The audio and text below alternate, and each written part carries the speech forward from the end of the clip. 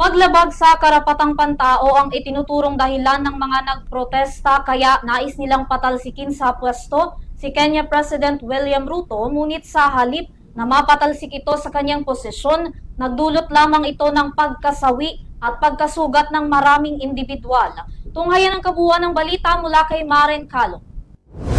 Maaari nang maranasan ng Makatizens ang immersive simulation experience ng mga kalamidad at insidente tulad ng lindol at sunog sa pamamagitan ng virtual reality o VR goggles.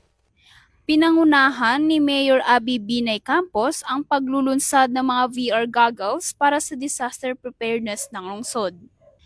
Layo naman ang inisyatibong ito ng lokal na